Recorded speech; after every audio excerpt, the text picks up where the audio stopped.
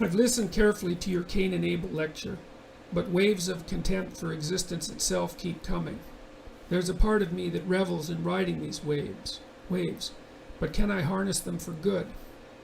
God, you guys, you ask the hardest questions. Waves of contempt for existence itself keep coming.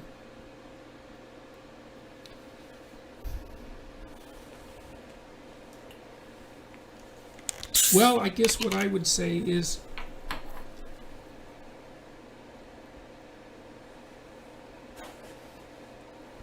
it's probably time for a little bit of individual psychoanalysis. And I don't necessarily mean that you have to go and find a therapist. I would say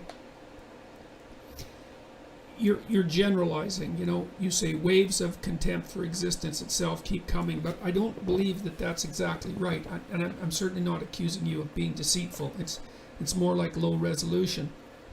My suspicions is that there's a set of experiences that you've had that are characteristic to your own personal life that have caused you some bitterness and some resentment, and that those haven't been thought through. And usually thinking through means, at least in some part, trying to take as much responsibility for altering the conditions under which those things happen going forward into the future as possible. Like, the purpose of memory is to stop you from doing the same stupid things in the future, right? That's the purpose. And so if you've had experiences that have made you bitter and resentful, or are still engaged in experiences that are doing that, then you need to do a careful microanalysis of what those are and see if you can flip your attitude in some manner.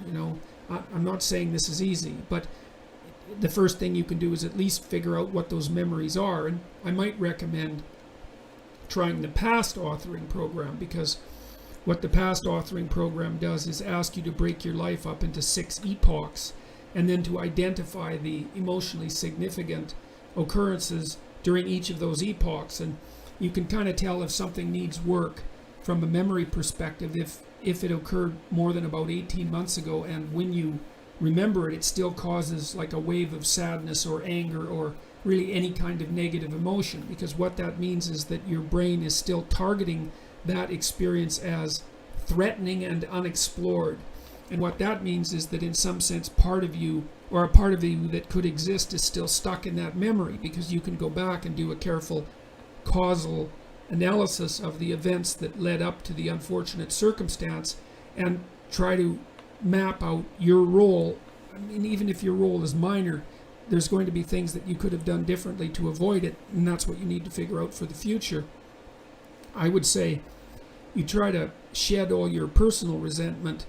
Part of that too is to not take things too personally. Like, one of the advantages of developing what I would regard as a mythologically centered view of the cosmos is that you understand that the reason there's nothing personal about the fact that terrible things happen to you. I mean, unless you're directly causally involved, as it says, I believe in the Old Testament, rains on the just and the unjust alike. And there are, and this is an existentialist motif, the tragedy and difficulty and even the confrontation with evil are built into the structure of existence, and it's not aimed at you personally. And well, as I said, it may be the price that we pay for existence itself, and you can say, well, that price is too high to pay.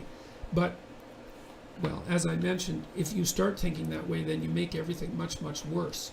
It seems better to shoulder your cross voluntarily and stumble forward towards the light. That's the best strategy. And I would say that just because it's the best strategy doesn't even necessarily mean that it's always going to work. Like, this is no optimistic scenario. Like, a dragon fight is no optimistic scenario. Confront the dragon and get the gold, get the girl, and bring it back to share with the community the gold. And that sounds all well and good, but after all, it is a dragon, and many people get eaten by them. So, but the myth basically says, well, your best bet is to open your eyes and speak the truth and look forward forthrightly and confront the things that are the hydras that are raising their heads and their tentacles constantly to frighten you and stop you, and to fight the tyranny of the social structure when it's oppressing you unduly. And and that's what you have to do. But I would say if that contempt is there, man, that's really worth digging into, because that would also be the source.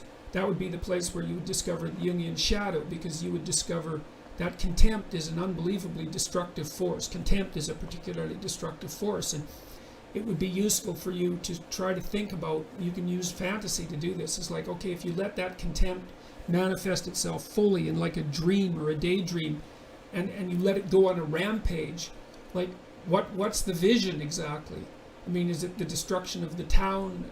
Is it the destruction of the country? Do you want the entire world to blow up? Like, or are there specific people that you're angry at, or maybe you're angry at yourself? Like, you need to figure out, those waves of contempt are unarticulated elements of experience, and they're part of your shadow. So, can you harness them for good? Well, I think the more you understand your dark urges, the more likely you are to be able to regulate and control them, and to use them as part of your power.